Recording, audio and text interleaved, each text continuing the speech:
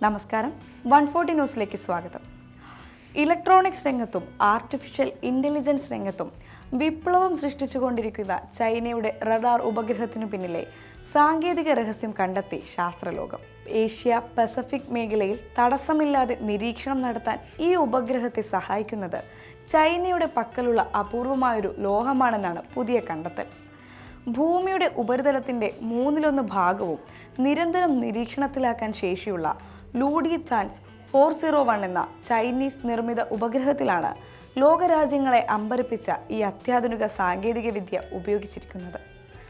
3 വർഷങ്ങൾക്ക് മുൻപ് ഈ വിക്ഷേപണം നടക്കുമ്പോൾ അമേരിക്ക അടക്കമുള്ള ലോകശക്തികൾക്ക് പോലും അപ്രാപ്യമായ ഒന്നായിരുന്നു ഈ സാങ്കേതികവിദ്യ. ഇതിന് പിന്നിലെ രഹസ്യം ചൈനയിൽ സമൃദ്ധമായി കാണപ്പെടുന്ന ഗാലിയം നൈട്രൈഡ് എന്ന സെമി കണ്ടക്ടറാണെന്ന് Xi'an institute of space radio ടെക്നോളജിയിലെ ഗവേഷകരുടെ പഠനം വെളിപ്പെടുത്തുന്നു. പ്രശസ്ത ശാസ്ത്ര പ്രസിദ്ധീകരണമായ ജേണൽ ഓഫ് മൈക്രോവേവ്സിലാണ് ഈ വിവരങ്ങൾ പങ്കുവച്ചിട്ടുള്ളത്.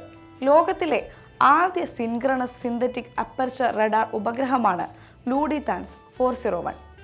അകലം കൂടുന്തോറും റഡാർ സിഗ്നലുകളുടെ കരുത്ത് കുറയുമെന്നതിനാൽ സാധാരണ റഡാർ ഉപഗ്രഹങ്ങളെ ഭൂമിയിൽ നിന്ന് വെറും 600 കിലോമീറ്റർ ഉയരത്തിലുള്ള താഴ്ന്ന ഭ്രമണപഥത്തിലാണ് സ്ഥാപിക്കാറുള്ളത്.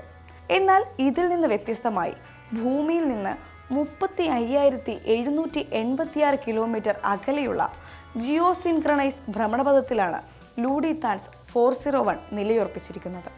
ഇത്രയും ഉയർന്ന ഭ്രമണപഥത്തിലായതിനാൽ ഭൂമിയുടെ കറക്കത്തിന് അനുസൃതമായി നീങ്ങാനും ഏഷ്യ പസഫിക് മേഖലയിലെ ഒരു പ്രത്യേക ഭാഗം 24 മണിക്കൂറും ഒരേ സ്ഥാനത്ത് നിന്ന് തടസ്സമില്ലാതെ നിരീക്ഷിക്കാനും ഈ ഉപഗ്രഹത്തിന് സാധിക്കുന്നു. താഴ്ന്ന ഭ്രമണപഥ ഉപഗ്രഹങ്ങൾക്ക് ഒരു പ്രദേശത്ത് ചുരുങ്ങിയ സമയം മാത്രം നിരീക്ഷണം നടത്താൻ കഴിയുമായിരുന്ന പോരായ്മയാണ് ചൈന ഇതിലൂടെ പരിഹരിച്ചത്. 36,000 കിലോമീറ്ററോളം ഉയർന്ന ഭ്രമണപഥത്തിൽ നിന്ന് താഴ്ന്ന ഭ്രമണപഥത്തിലേക്കുള്ള ഉപഗ്രഹങ്ങൾക്ക് തുല്യമായ വ്യക്തതയുള്ള ചിത്രങ്ങൾ പകർത്തിയെടുക്കുക എന്നത് അങ്ങേയറ്റം പ്രയാസകരമാണ്. ഇത്രയും വലിയ ദൂരത്തേക്ക് ശക്തമായ മൈക്രോവേവ് സിഗ്നലുകൾ പ്രസരിപ്പിക്കാൻ വലിയ തോതിലുള്ള ഊർജം ആവശ്യമായി വരുന്നു.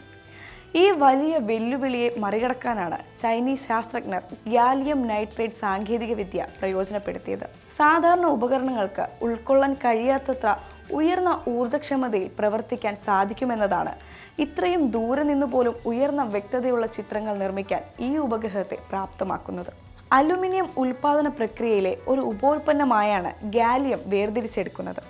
നിലവിൽ ലോകത്തിലെ ഏറ്റവും വലിയ അലുമിനിയം നിർമ്മാതാക്കളായ ചൈനയുടെ കൈവശമാണ് ആഗോള ഗാലിയം വിതരണത്തിൻ്റെ 95%-ലധികവും.